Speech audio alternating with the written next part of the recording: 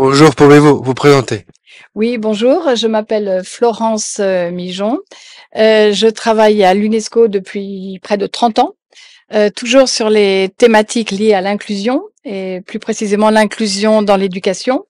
Parce que pour l'UNESCO, notre leitmotiv, comme on dit, c'est chaque apprenant compte et compte de manière égale. L'UNESCO, comme vous le savez, est l'agence de fil pour ce qui concerne l'ODD 4 en éducation. Donc, c'est-à-dire que l'UNESCO suit les progrès, les défis et apporte un soutien au pays pour justement arriver à ce qu'ils mettent en place des politiques et des programmes pour l'éducation pour tous. Nous, c'est ce qui nous intéresse, l'éducation pour tous. Et l'éducation est aussi un moyen d'atteindre l'ODD 4 sur les inégalités. Donc, en fait, tous les ODD sont liés. Mais tout commence par l'éducation. Et l'éducation dès la petite enfance, parce qu'à l'UNESCO, on travaille de la petite enfance à l'éducation des adultes. Et voilà, tout au long de la vie. C'est voilà, comme l'inclusion. Donc l'inclusion, c'est un processus. On peut malheureusement pas avoir une éducation inclusive du jour au lendemain. Aucun pays n'a réussi vraiment à être complètement inclusif. Mais c'est un processus. C'est un processus qui va demander beaucoup de changements à différents niveaux. C'est ça qui rend la tâche difficile.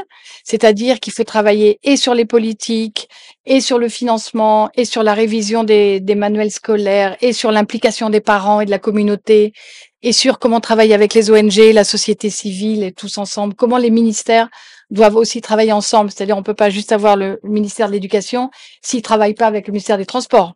Parce que les enfants en situation de handicap ont besoin aussi de transport, avec la santé.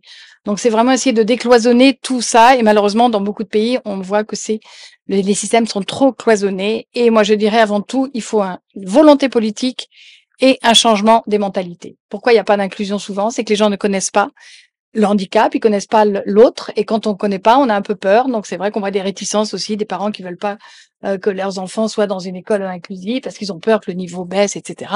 Mais c'est souvent par manque de connaissances. Les gens qui ont le pouvoir de faire changer les choses, je pense que ça peut vraiment apporter quelque chose pour que les gens changent le regard et après changent leur politique.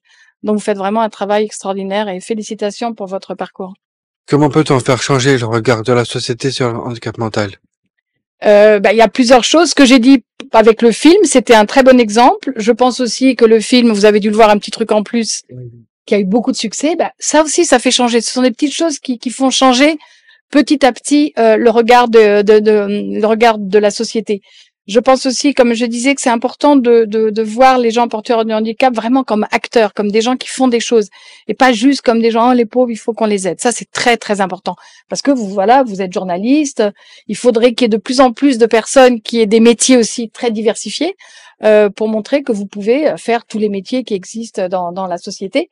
Et je pense qu'il faut aussi travailler dès la petite enfance, parce que souvent la discrimination, la stigmatisation, ça commence quand on est petit.